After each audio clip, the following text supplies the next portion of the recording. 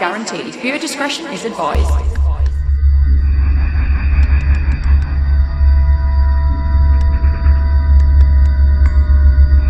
Hello, Ali! We're back! We are back. My chair is creaking, but I feel like it's just adding to the ambience. Oh. I don't know what that was. Spookiness. So we're back. Thank you if you have bared with us. Yeah, for your patience. Yeah, thank you so much. It's been a time, hasn't it? It has been a time. We lost Molly, which was incredibly sad. I'm not going to talk about it too much because I'll start crying. Yeah. And we've lost a family member. Yeah, we had Richard's anniversary, which I found, this is the second anniversary, so I found this year harder. Did you? Because I didn't have anything to do. Apart from sit with it, if that makes sense. I get you. Yeah. Okay. And then, in the last couple of days, we've had another bereavement in the family, so it's just like, all right, cool. Great. Yeah, life has been lifing, that's for sure. Yeah. So it just means it's been a little bit difficult. Well, we could have done episodes, but I would have just been like, the whole way through them. So yeah, so there's no point. I mean, we go off on tangents and they're difficult to understand as it is. So add trying to talk whilst crying into the mix, it's just going to be extra. Exactly. No, I think we did the right thing. We gave ourselves a bit of a break because things were just getting a bit on top. Exactly. I think. And it's a shame that, well, obviously it's a shame that happens any time of the year, but we were so looking forward to Halloween, and it's just kind of put a dampener on Halloween for me anyway. I presume it has for you as well, but yeah, I'm tired. Yeah. And I kind of just want to lay, but uni started, so I can't. Yeah, it's literally got no opportunity to do anything other than just keep on keeping on. Seeing, I kind of want to dwell. But because unfortunately I'm a bit of a dweller, like people throw themselves into, I don't know, doing something. I can't do that because it just consumes me. Yeah. Somewhat. I throw myself into stuff, but then I'll have like a crash. Yeah. I have like a day or two where I'm like, I literally can't right now. So, well, seeing as it's spooky season, I wanted to do this case, and it is bang on appropriate for Cars of the Macabre because it's paranormal and true crime in one story. Oh, I love that. I found it by accident again. You have happy accidents, don't you? I do, and literally I've got a list of cases I need to do, and then suggestions from people as well. Yeah. And then I'll be minding my own business, maybe watching something spooky, probably most of the time, and then a case will just fall in my lap and I'm like, oh my God, I need to do that on the show. So that's good. It gives us content. It does give us content. So today's case is called Apartment 14. Would have been better if it was 13, but it's not, it's 14. Fuck you, 14. Yeah. So, as I said, this is a mixture of true crime and paranormal to kick off spooky season the right way. There is a fair bit of jumping back and forth in time with it to make the paranormal story gel with the true crime story. Okay. So, just make sure your ears are on straight whilst you're kind of listening to the show. So, I'm taking you back to the year 2000. Sorry, I know it's the wrong year, but Busted just came in my head there. Always does with me as well. I know. And like you said, it's not the right year, but it's still, just have Busted as an earworm. Go away. Okay, so we're in a place called Chico in California, where a lady called Jodie Foster, not the actor-director. I was going to say hello. Yeah, not the actor-director. She's another Jodie Foster. And her 3-year-old daughter, Hannah, had settled to start a new life. They moved into a rental apartment at Walnut Gardens. Jodie was 33, a single mum, and thought Chico seemed like a good place to raise Hannah. It was quite quiet, nice family area. Walnut Gardens sounds like a retirement area, really, doesn't it? It sounds very mellow, doesn't it? Like all the vibes. And the apartment complex had a swimming pool and a really nice garden. So it just seemed like a lovely place to live with her daughter. However, Jodie described the apartment as feeling dark, having a bizarre smell. Same. Eh? I was making a joke. Oh. A bizarre smell. Who did? Dark. Oh. Who is? Oh, fucking hell. I don't know. Carry on, dear. I can't even see Goose, so I can't even get reactions from him. Yeah, I don't... This weirds me out a little bit. We've got a new setup. We have got a new setup. Right, I'll quickly interject into this. So we were upstairs in my house. We're now in my office for various reasons. One of which was that there was an infestation of clothing moths up there. So I've had to with no clothes. Yeah, there's no clothes in there. It was like, you're confused, get out. So I'm sorting that out. Oh my God, this chair is really creaky. Needs some WD-40. So we're now, it does look a bit different. Literally just what you said, we need some Dairy 40, not WD-40. We need some Dairy 40. It's a new type of lubricant that people are using on their cars. So yeah, we're in here. And so the TV screen is in front of us, and now I can't see Goobs at all. Can you see him from where you're sitting? No, he's leaning back so that I can't see him either. He's truly an invisible third member of the team. But we do have the screen in front of us, so you can just type random messages and just peep round the corner with his new glasses on, and Reg is barking. So, okay, well, that was sort of went off on one. That was my fault, sorry. That's fine. I feel like it was my fault for not understanding what you were talking about. Yeah, it was. Because normally I do. With just a look. It was just a look. Yeah. So she just had bad vibes from the apartment, basically.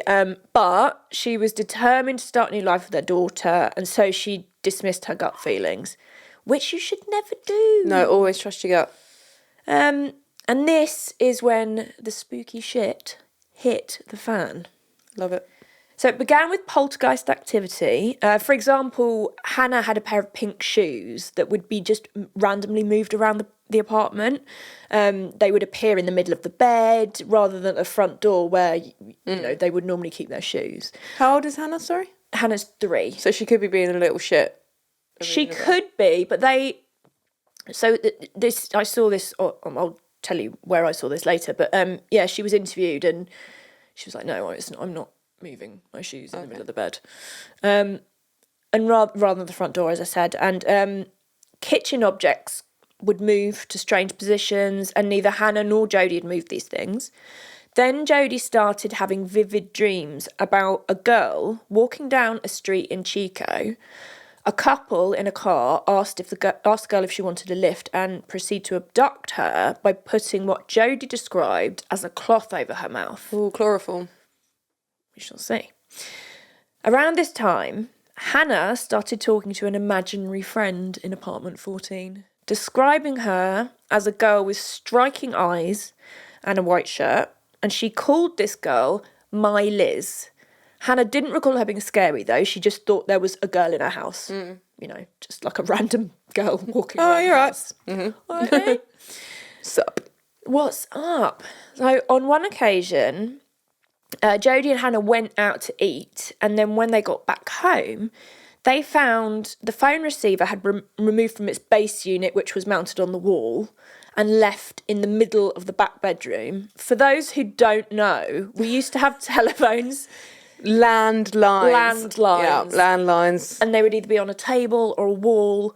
And sometimes the ones on a wall would have like a really long lead, yeah. Didn't they? So I still remember the phone number of Family HQ. Do you really? Mm-hmm. I do not remember any numbers whatsoever. I mean, it's probably not the same now. Would it be the same? I don't know. Because I'd recite it to you. You guys still have a landline. But the reason we've got a landline is because... Mark sets his phone to like do not disturb, and it's the thing that will wake him up, and sometimes he has to go and like help grandma off the floor if she's fallen or something like that. So that's the reason we still have a landline. Yeah, no, that makes sense actually. And that also means you can buy a burger phone. I would love a burger phone. Yeah, you can still get them. I don't think Mark would want a burger phone. Just get one. So this he's having to look up a burger phone. See, it's like off of Juno. It's like in it. So retro. Yeah, so retro. And there was one in Friends. Oh, he wants one. Yay! Oh, that didn't take much convincing. Happy days. All right. Well, no, don't get one. I'll get one for you as a Nightmare Before Christmas present. Okay, so so the phone, the landline phone, is off the wall, randomly in the middle of the room, and then there was a pile of toys in the middle of Hannah's room, just been piled up. And, sorry, we're just getting lots of pictures of burger phones. Why does that look like Nicole Scherzinger on the burger phone? Maybe she's freelancing. On Amazon. Yeah, on Amazon. Modelling for Amazon. She looks delighted to be using a burger phone. She does. That sells it to me, really. Okay, so, right. Mm-hmm. So the phone's been moved in a weird place. There's a pile of toys in the middle of Hannah's room. Mm-hmm. And on the top of the pile was her sleep and snore Ernie doll with a noose around his neck. Oh, my fucking God. Isn't that creepy? I'd be gone. I'd be like, bitch, no. I'm running. I'm out of there. So there's a picture of him. So obviously he's from Sesame Street, and he's one of those dolls where they used to make noises. Well, yeah, because like Tickle Me Elmo. Like Tickle Me Elmo, but Sleep and Snort Ernie. There's a video of a Tickle Me Elmo, and it's like kind of it moves its arm like this, and they've called it like Massive Bereavement Elmo, and they've done like a voiceover going, why? It's like, yeah, that's my kind of doll. That's us, yeah, pretty much us. Yeah. So Jodie understandably was very scared. Mm-hmm. She grabbed her daughter, ran out of the apartment and called the police. They took a report but didn't take much notice of it. See, the thing is with this, paranormal aside, if you come home, you're a single mum, you've got a little girl, and there is a pile of toys in the middle of the room. That wasn't there before, and one of them's got a noose around their neck. That is very nefarious. Like, whether the police believe it's paranormal or not, you feel like they, would take do something. Note. Yeah. I mean, it's quite alarming. Well, that's the thing. Like, it could be, like you say, paranormal aside, there could be someone stalking them. Exactly. Yeah. A crazy person. Yeah. Not good crazy. Not good crazy, no. I was going to say we're good crazy, but sometimes not so much. No. So one night, Jodie woke up in the middle of the night and heard white noise coming from the TV. The kitchen cupboards were banging open and shut. The gas hob had been turned on full. And the same Sleep and Snore Ernie doll, who previously had a rope around his neck, was saying, "I feel great," over and over. Amidst the mayhem... That's what my tablets do to me. Yeah, I feel great. I feel great. I'm dead behind the eyes, but I feel great. So amidst the mayhem, JD removed the batteries from the doll, but he continued singing and chatting maniacally. Fuck no. I would burn the doll and just jump out the window. Yeah, I do what my dad did, burn it. Yeah. No, you're not possessed. Fuck that. There's been so many accounts where there's been sort of poltergeist activity in houses and kids' toys, that are battery powered, go off. Yeah. And people have taken the batteries out and they still go off. Wasn't there a big thing about Furbies doing that? Yes. Yeah. Furbies were fucking crazy. I never knew how to really work a Furby. I had one. Having one. Yeah. But I don't remember. But they were kind of creepy. Yeah, and I think if you had two, they talked to each other, didn't they? How? I don't know, but I feel like maybe we should get some and do an experiment. Okay, but I think they're probably really expensive now, aren't they, Furbies? Probably. Because it's like vintage. Goobs, can you find out how much Furbies are, please, mate? Thanks. Thanks, bud. It's a bit off topic, but not really, because it could be an experiment. So, 55 fucking quid? Are you kidding me? Wait, that one's 75. Why are they so bloody expensive? They're new ones. That one's had a hairdo. What's going on? That one's a unicorn. No, bring back the original. So what we could do is maybe go on like eBay or some sort of similar site and buy used ones. Mind you, the used one is fucking 30 quid. What the fuck? Yeah, but they're probably more likely to be haunted. Yes. So it's fine. So we're doing a biased experiment then. Hold please, we will update. About 30 quid by the looks of it. All right, wait. No, that one looks like it's been living on the street. Homeless Furby. Hobo Furby, what the fuck?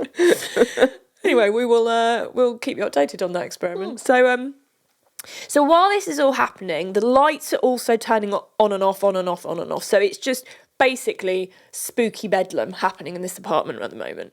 At this point, Jodie, again, is just like, what the fuck? So she grabbed her daughter, Hannah, and ran to the apartment manager who lived on site.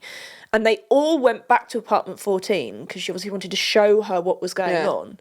And everything was still happening. So the apartment manager saw they've got another witness to it all. Exactly. And they literally just all fucked off out of there. So, like, what do you fucking do in that situation? Yeah. So after all of this terrifying activity, because, like, put yourself in that position, it would be so freaky. You'd be like, what is happening? Call an exorcist. Yeah, that's it. Exorcist, priest, somebody. So Jodie is sat by the pool crying because, like, what else do you do? You know, she's trying to start a new life for her and her daughter, and all this crazy shit's happening. It was around 6 a.m, and an older gentleman who had lived on the complex for many years walked by with his dog. They got chatting, and he proceeded to tell Jodie that no one stays in apartment 14 for very long. And a girl who used to live there went missing in the 70s and was never found. Oh. So there's a bit of history there. So with this in mind, I'm briefly taking you back to the 31st of January in 1976. A young girl named Mary Elizabeth Spanicky, who went by the name Ma Liz, had moved into an apartment complex in Chico with her boyfriend. She was a beautiful young girl with big blue eyes, very striking, and she had dreams of becoming an actress. But in letters to her sister, Ma Liz told her that she didn't really like it in Chico, and actually she'd planned to come home in April of that same year. She'd only been living in Chico for 2 months when her and her boyfriend had an argument at a local flea market, and Ma Liz decided to walk home instead of getting a lift with him. She was last seen walking on Mangrove Avenue away from the flea market, and then she disappeared.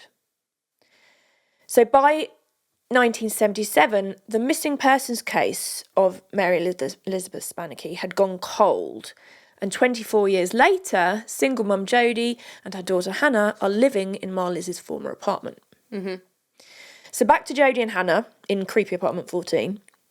As well as the poltergeist activity in the property, Jodie had been having more vivid dreams. They were increasingly disturbing as well. She started to dream about this weird couple again, and they were in the cellar of a house which looked like a dungeon, and there was a teenage girl in there. Jodie recalls seeing a large hook coming from the ceiling, and the teenager had something around her arms, something on her mouth, and this odd couple were doing sadistic sexual things to her in the basement. So, you know, I have crazy dreams all the time. Do you remember your dreams? Sometimes, yeah. Sometimes. But they're usually nightmares. Yeah. Yeah, I've been having nightmares lately, actually. But the thing is, this is so very random. Like, generally, I'll be dreaming about something I can relate to. Like, oh, Noel Gallagher's asked me out on a date, something amazing like that, which did happen the other day, and I woke up forever hoping true, and I was like, for fuck's sake. But normally there's some sort of connection with what you've been doing in the day, something that's happening in your life. Like, this is very random for her to be dreaming. It's a bit sort of strange. So I don't know how you explain that, really. It's a bit odd. And after just 3 months in apartment 14 at Walnut Gardens, Jodie moved out with her daughter, understandably. Yeah. With all the terrifying, unexplained activity. She was worried about her daughter and thought that if they left the property, then they would leave all this unpleasantness behind them. Oh, but things attach. Exactly. Oh, no. However, nay. However, with a capital H, when Jodie began dating a guy who... Did you just laugh then, Goose? I made you laugh. I can't see. He's laughing. He's got a big old grin on his face. He's laughing at It's Instagram all over again. Instagram with a capital H. So Jodie began dating this guy who randomly started reading a book called The Perfect Victim, which happened to be about the disappearance of Marie Elizabeth Spanicky. Jodie realised she hadn't left the nightmare behind at Walnut Gardens, and this all seemed to be too much of a coincidence to Jodie. Yeah. So she decided to do some research. And whilst looking through old newspaper articles about the disappearance of Ma Liz, Jodie came across a photograph of the missing girl, which she showed to her daughter Hannah. Hannah immediately recognised the girl in the photograph as the girl she'd seen in apartment 14 and referred to her as My Liz. So all the spooky pieces of this bizarre puzzle started to fit together. Ooh. So yeah, the fact her nickname was Ma Liz, little Hannah's saying My Liz, very similar. And you know, you can see from this photo, and I'll put some on... her eyes are striking. Yeah. On Instagram.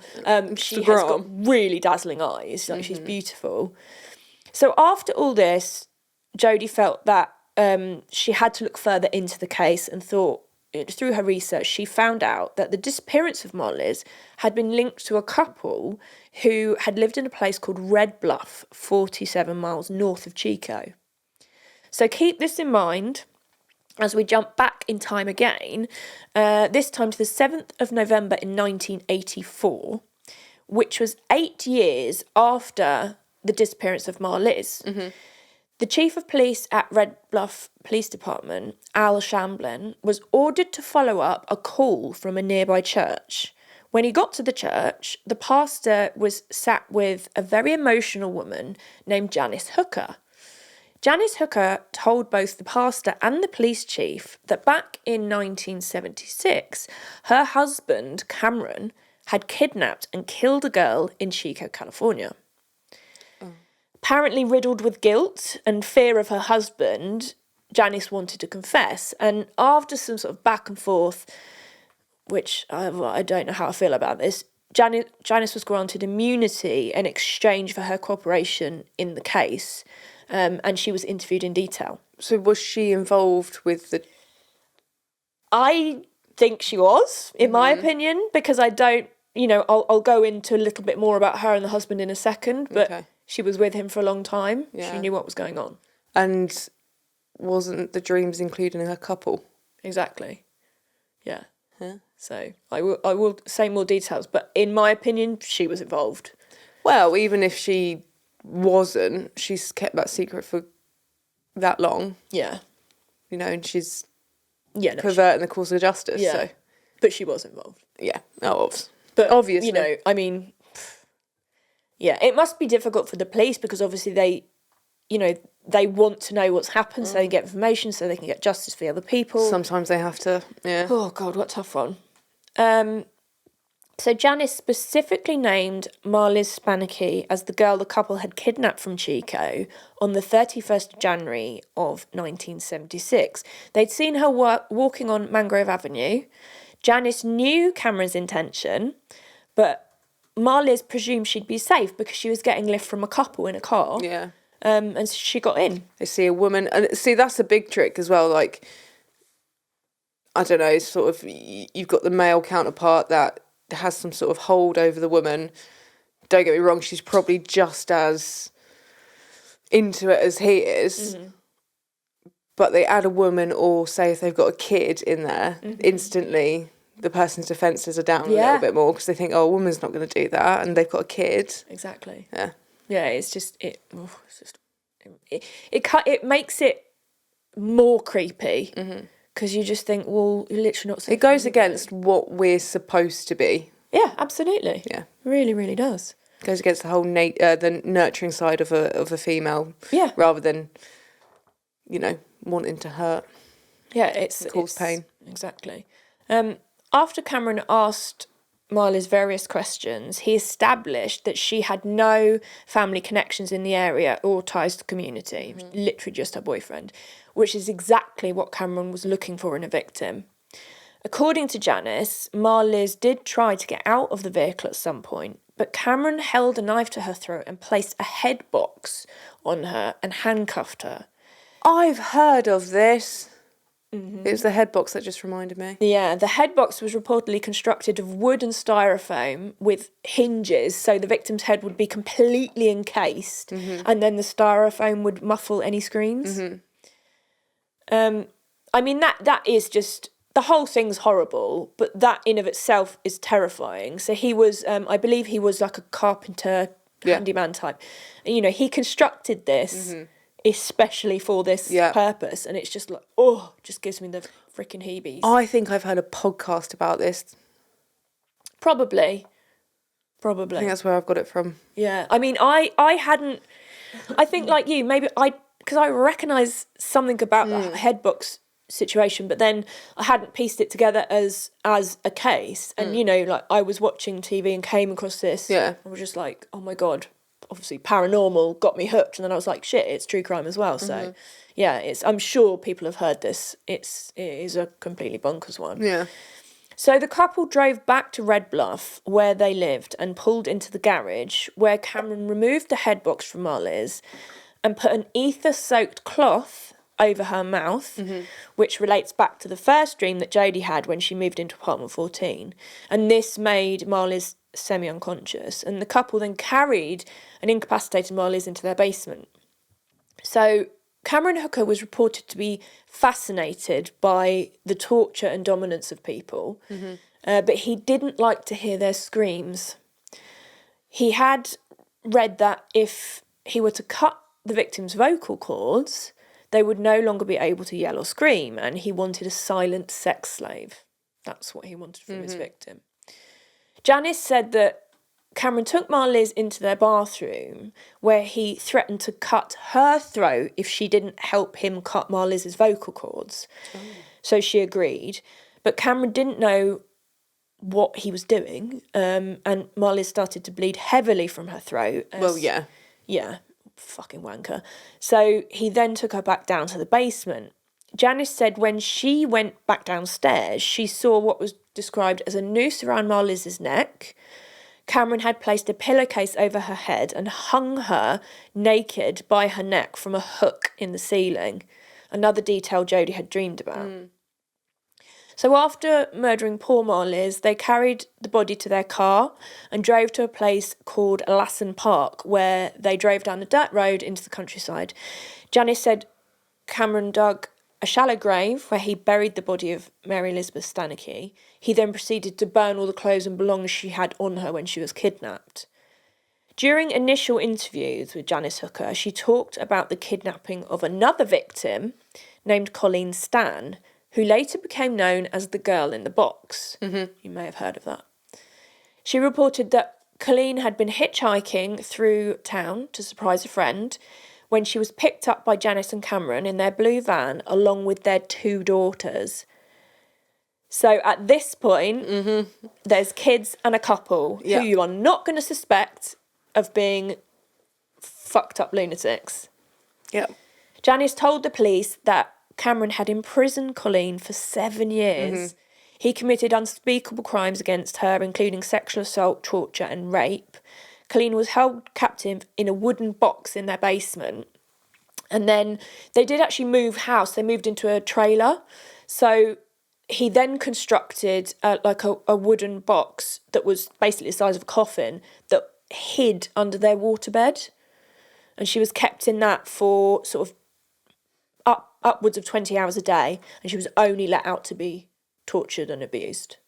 7 fucking years. How the hell the will to survive must have been fucking strong. It's just the whole situation is incomprehensible. But like, how the hell do you survive something like that? Like, oh god. I mean, there's so that when I saw this case about apartment 14, it's on Unsolved Mysteries. Okay. Which I really like watching. But actually, there's a lot about Colleen and her abduction, and I believe there's a film and some documentaries about Girl in the Box. So that almost is an episode in of itself. Just, you know, what she experienced, what she went through, and because she's still alive today. She survived. Like I said, the will was strong. Yeah, I mean, both 18-year-old Marlies and 20-year-old Colleen had mid-length brown hair, and neither girl had any direct association or family ties in the area from which they were abducted, which he obviously found out when he was talking to them, you know. Janice was 16 when she married Cameron and 17 when he killed Marlies. How old was he? Oh, I don't know. I wonder if he was much older He was older, yeah. Yeah. I don't know how much older. Can you find out Cameron Hooker's birth date? Couldn't make words with my mouth then. Find out how old he was older. She was with him when he took Colleen in 1977 and then held her captive. So, you know, she knows what's going on. So was Colleen aware of Marlies? Okay. In 1984, Janice... I will explain that in a second. So In 1984, Janice seemed to have some sort of moral epiphany, which was good of her, and told Colleen that she was going to leave Cameron. But Colleen begged Janice not to leave without her because she was worried what Cameron would do to her without Janice there. So instead, Janice waited until Cameron went to work the next morning, and then they both left and they went to Janice's family house. But Colleen never went to the police, and she only spoke fully about her ordeal when Janice went to the pastor at the church and the police got involved. So what was, like I said, Colleen's abduction and false imprisonment, it is an episode on its own because there's so much crazy shit in there. So Cameron J. Hooker was born in 1949. I can't do maths. How old does that make him? Well, I'm just thinking, what was the age difference between him and Janice? Because if he was a lot older... Yeah, he was older than her. So, at some point in Colleen's imprisonment with them, she was allowed to go and see her family. And he went with her. And her family, there was even an account of her family taking a picture because they believed it was her boyfriend and they were engaged. And Colleen was so scared and so brainwashed that she never told them what was actually going on. And her family thought maybe she's in a cult. Yeah. But she didn't, they obviously didn't realise it's like what was Stockholm Syndrome, maybe? Kind of. I suppose as well, she might have been, now that Cameron, one, knows where her family lives, knows who her family are. They're at risk if she says anything. Yeah, he did, you know, sort of, there was a lot of this kind of coercive control going on with her and Janice as well. Well, I suppose as well, by allowing her to do certain things like that, it would be a way of controlling her behaviour. Like, oh, you know, I can still do this if I just relent a little bit. But there's a lot of psychology involved there. There is a lot. I mean, there's a really creepy picture of Colleen, like, with her arms around him, and he does look a lot older than her. And that's the one that family took, and they were like, we just thought that, you know, they were together, which is just... So, Janice was 11 years younger than Cameron. So, Colleen was asked about Marliz, and she reported seeing a photograph in Cameron's house which matched Marliz's description. That's all she sort of knew about that. So the police now had a kidnapping and a homicide in Chico and a kidnapping in Red Bluff, all connected to Cameron Hooker. But they didn't have a body to link him to Marliz. They just had Janice's testimony. Yeah. Without a body, it would be very hard to convict Cameron of murder, and despite Janice's attempts to help them find the body of Marliz, they couldn't locate the burial site. She just couldn't quite remember where it was. So the district attorney's office felt there wasn't enough evidence to pursue the homicide charge against Cameron.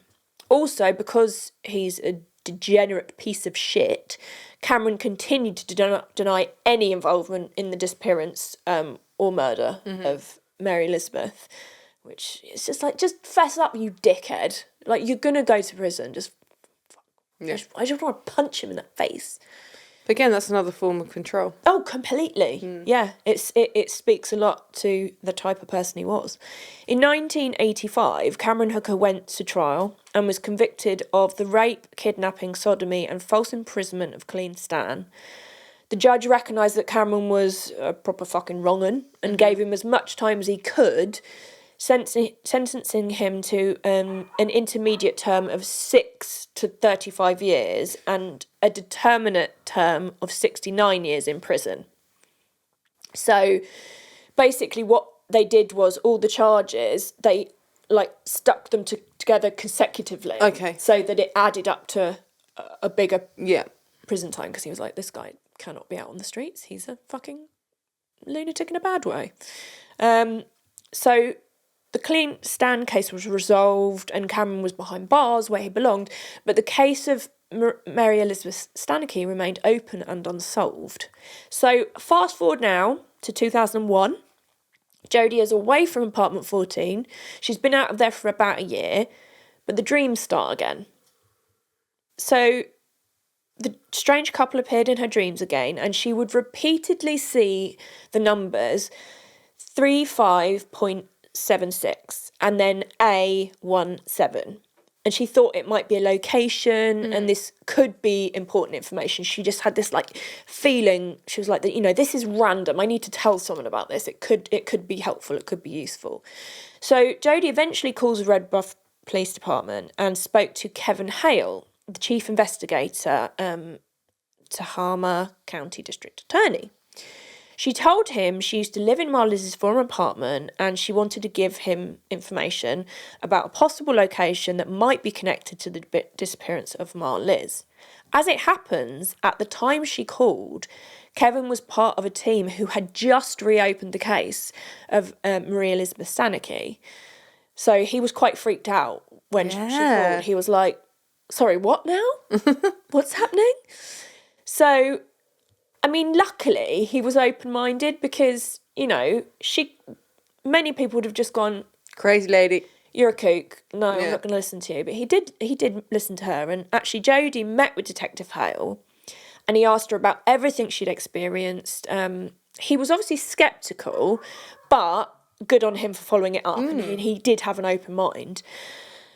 As it was an open homicide case, Kevin wasn't actually able to tell Jodie any information about the case, and so he couldn't confirm or deny anything at the time.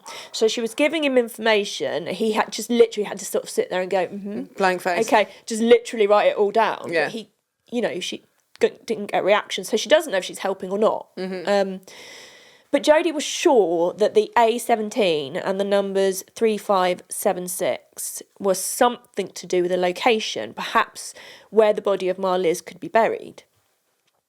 Jodie had envisioned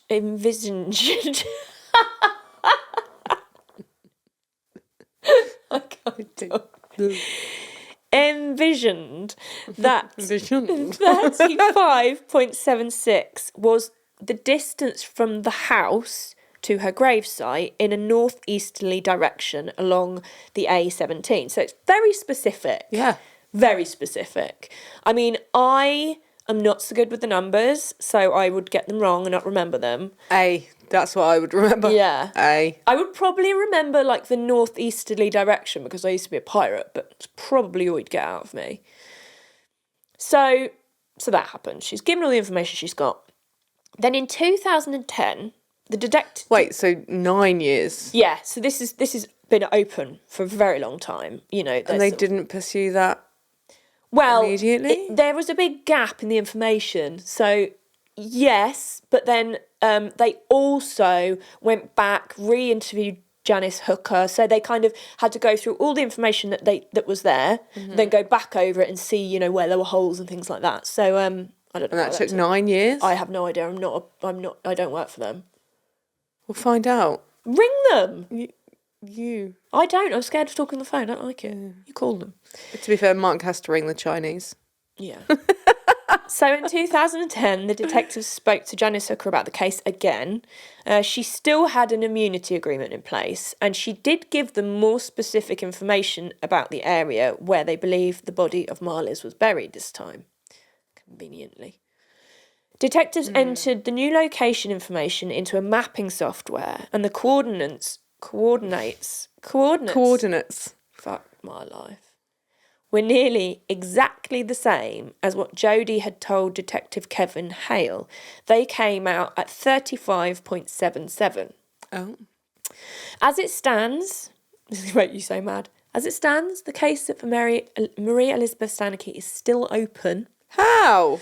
And Cameron Hooker is awaiting a review of his sexually violent predator classification. According to Red Bluff Daily News, Hooker's trial is set to be around November 15th of this year. Hang on. Why is it being reclassified? So, Hooker was released on parole to the Department of State Hospitals in 2021. So he went into a hospital? Uh-huh. And so basically his trial for to see if he's still a sexually violent predator, which I'm going to go ahead and say fucking is, yeah? You don't just stop. No, exactly. That's been put off, so it's been going on, like this should have been happening for a number of years, and it was put off again this year and moved to November 15th was the latest date that I could find, to see if... So did they not dig up the road? they still haven't found anything. But they tried to. They looked, I mean... What about the underground radar shit that everyone's got going on? I don't know, babe. I don't work with them. Goobs, do you have any bloody answers? It doesn't know. No, I know.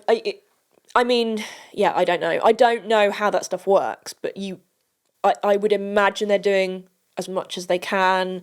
You know, they've kind of got this sort of honed in area. So you would think that within that area, then they could look. They have been, but they haven't found anything yet. So the main source of this, as I said, is Unsolved Mysteries on Netflix. And I don't know if you know much about Unsolved Mysteries, but it's quite a cool piece of like alternative pop culture. Mm-hmm. And it's an American mystery documentary TV series, and it's created by John Cosgrove and Terry Dunn Merer, documenting cold cases and paranormal phenomena. And it began as a series of 7 specials in January of 1987, and then it became a full-on series in October of 1988. And it's just been going for fucking years. Yeah, then. It's been going for years and years. So, you know, because a lot of the podcasts I listen to, they do talk a lot about unsolved mysteries because it's got paranormal and true crime. Yeah. Which is quite unusual for a show to have both in. But yeah, so there you go. That is the case of Spooky Apartment 14. And annoyingly, they still haven't found Marliz, bless her heart. I do apologise, Reggie's going off on one. It's windy outside. I'm just going to blame the wind. Yeah, side effects. Side effects. So what do you think, dear? I know you're pissed off, but I don't know the answers to why they haven't done stuff. I mean, there's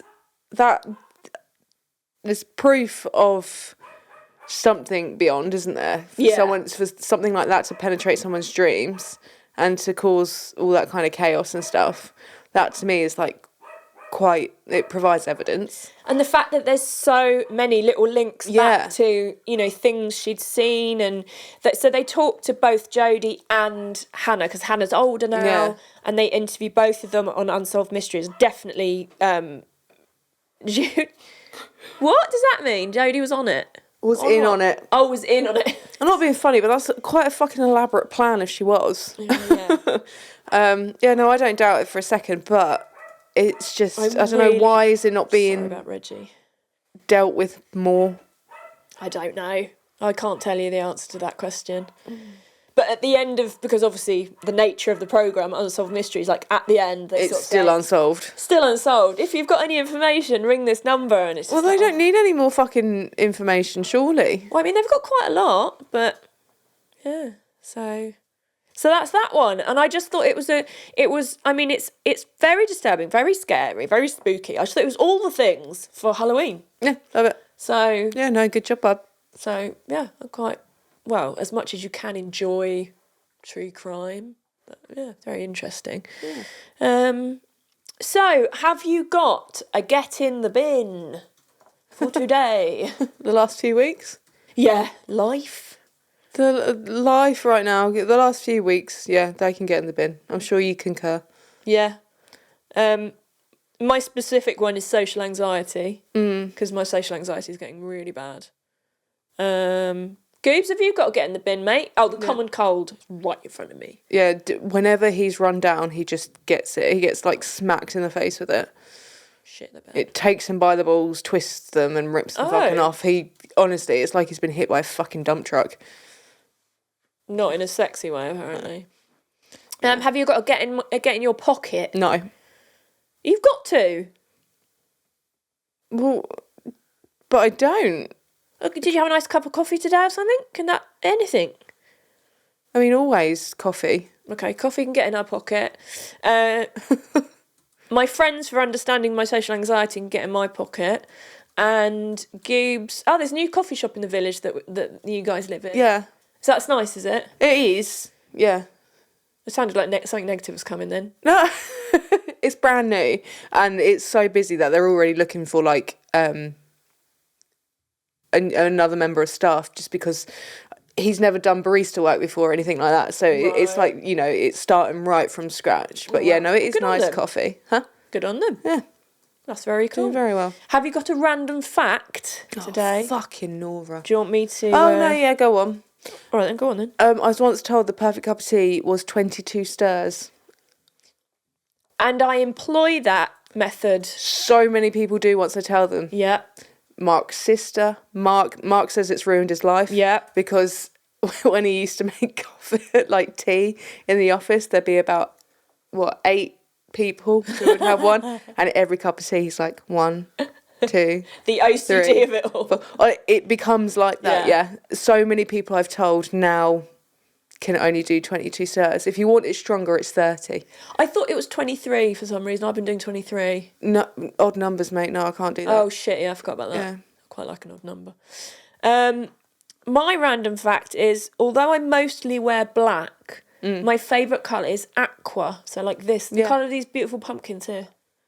That's my random fact. Goobsy, you got one today, mate. Random fact time. He's struggling. I know a random fact for you. Oh. He's got new glasses. And they're very We're nice. digging deep here, people. I did say that at the start of the ep, but it's still a random fact, all right? Listen, yeah, Goober, right? Thumbs up, mate. We are fucking... I don't think we've prepped very well for this. Just like, oh, fuck, we've got to do it. We've got to start again. I have. No, you have. You've done very well. To be fair, I've just, yeah. You always got one. Oh! Go on now, so you can do this one. Oh, I didn't think you were going to say sneeze. He's been holding in a sneeze for 30 minutes. He actually hates sneezing. What? He tries not to sneeze. He fucking hates it. What do you mean you hate it? There you go. That's the proper random fact. It hurts him. Double entendre, mate. It hurts when he sneezes. And it's not just one sneeze, it's several consecutively. Are you doing it right? Oh, bloody hell. Are you sneezing correctly? Oh, we're going to show in a minute. I wonder if I should film it and put it on our TikTok. Do it. Do it. Just put your hood up so people can't see your face, even though everyone knows what you look like anyway. Well, thank you so much for bearing with us, for coming back, for listening to this. And if you've got any spooky stories, because we're going, actually, by the time this is out... Oh, no, still. Yes, well, you can do more. Send us spooky stories. Let us know if we can use your name. Yes, please do. I mean, Helen, your energy's been fantastic. Mine has been wavering. What, today? Yeah. I don't know how. I've got a blinding headache. So I'm just, pushing through it. I can say you do really well. I'm like that. Don't forget I worked in TV. Oh, you can fake it till you make it, babe. I turn into Helen. Oh, can I point out? Yeah. Our little dolls. Yes. So we had a Halloween party at Helen's house, and it was great fun. I went as Beetlejuice. If you've seen the photos, you know. Hel's was Lydia Dietz, and then Alex and Mikey, they came down to stay because they're the most wonderful people in the world, and we love them. And this is their wallpaper. Here, behind us. So they're with us all the time now. Mikey and Mark, they built a photo backdrop with the wallpaper that Alex gave us, because they've got that wallpaper in the house. It looks amazing. And Mikey's lovely, most wonderful mother, Alex went to her and was like, I need something. I'm thinking something like this. And Linda turns around and was like, leave it with me. And then she did our little dolls. They are absolutely amazing? Awesome. Is it because you brought yours round? I just didn't give it back to you. I was like, I'm going to put it in the pod lab, but you can have him back. I just thought it. Oh no, I think he suits the pod lab. Yeah, he suits the pod lab. I left it around here because I got maybe a little bit too drunk. They're amazing. At the party. How anyone has the patience to do this is beyond me. Yeah, no, she's fucking smashed it. Linda is a very creative woman. She's brilliant. She really is. Yeah. She's amazing. So, I'm going to have to WD-40 his fucking chair, mate. It's too creepy. Dairy Lee 40 it. Dairy Lee 40 it. So, we're carsonthemacabre@gmail.com if you want to write in with any episode suggestions and stories. They don't have to be connected with cars. The fact you're listening to us connects you with cars. Yeah. So, you know. And I'm going to go down that route now of maybe it's nice when we have the car connection in the tales that we tell. There literally is always a connection to cars. But even if we wanted to do one that didn't, it's still the podcast is called Cars and the Macabre. You work with cars. You drive a car. I drive a car. There we fucking go. There we go. If you got a driving licence, there we go. We don't have to explain the tenuous links. They're just there. Have you ever been in a car? There you go. Do you know what a car is? So, can you spell car? Can you spell car? We have got probably the easiest thing to do to find out where you can listen to us, watch us, even though if you're listening to this, you'll know. But we've got a link tree, which is linktree/Cars and Macabre, and all our stuff's on there. But so just go to it. Yeah.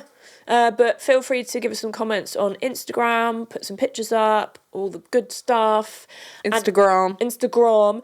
And as always, a massive, massive thank you to Goober, Park Lane Studios, for making us sound an awful lot better. And he didn't realise he had a link tree. I told you we had a link tree. I fucking sent you the link and went, guys, I'm paying £4 a month for this now. He's been using BioSite. What's that? You silly tit. Okay, we'll talk about this after. This is business stuff. But yes, look how nice that is. Our link tree. It is very, very good, lovely. Yeah, watch us on YouTubes and all the things. So thank you, Mark. Thank you, Ali. Thank you, Helen. And until next time, stay spooky, bitches.